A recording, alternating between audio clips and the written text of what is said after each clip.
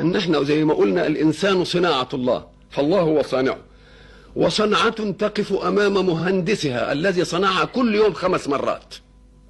يبقى لا بد ان تكون على اوفى شيء من الضبط. 5 مرات امام صانعها.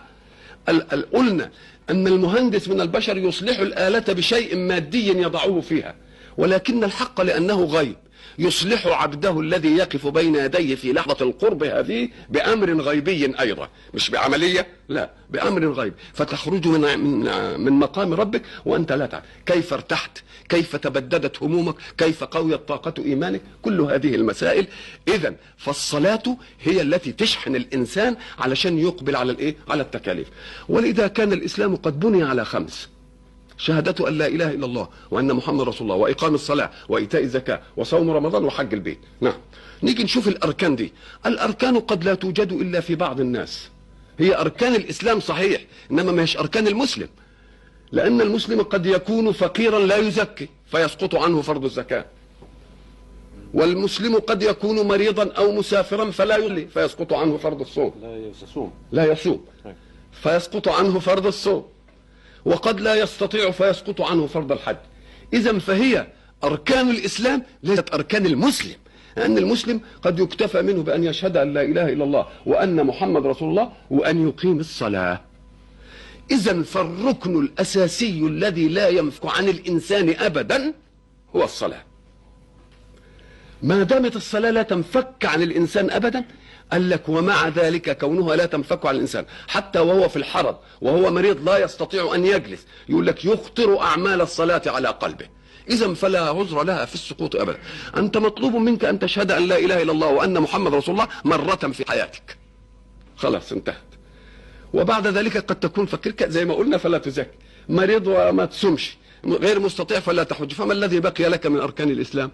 بتك الصلاة وهي الركن المكرر. ولذلك أدي معنى الصلاة عماد الدين.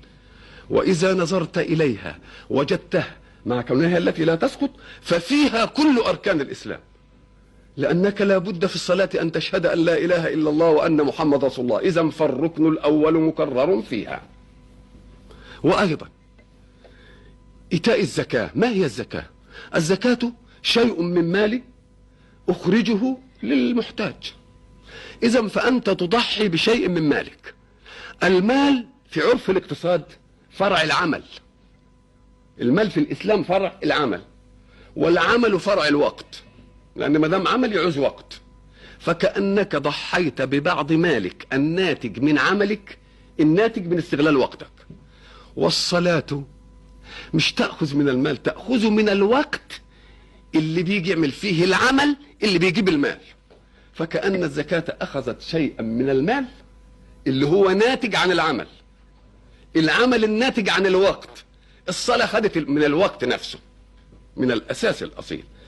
إذا لما يجي الواحد ياخد من 24 ساعة ساعة للصلاة، يبقى اقتطع جزءا من الوقت وجعله للصلاة، كما يقتطع جزء من المال.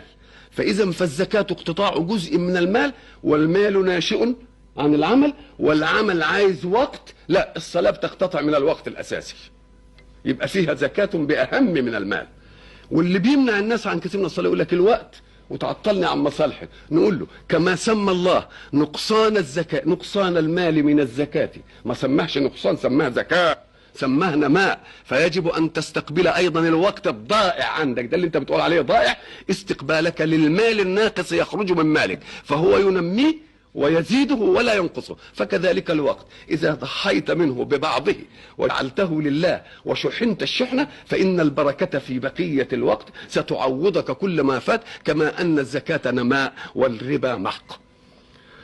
وأيضا ففيها صوم، لأن ما هو الصوم؟ الامساك عن شهوتي البطن والفرج نهار رمضان. لا، انا في الصلاه امسك عن شهوتي البطن والفرج وعن الحركه وعن الكلام وعن وعن وعن وعن الله. اذا ففيها لون من الصيام متعلقاته في المنع اوسع من متعلقات الايه؟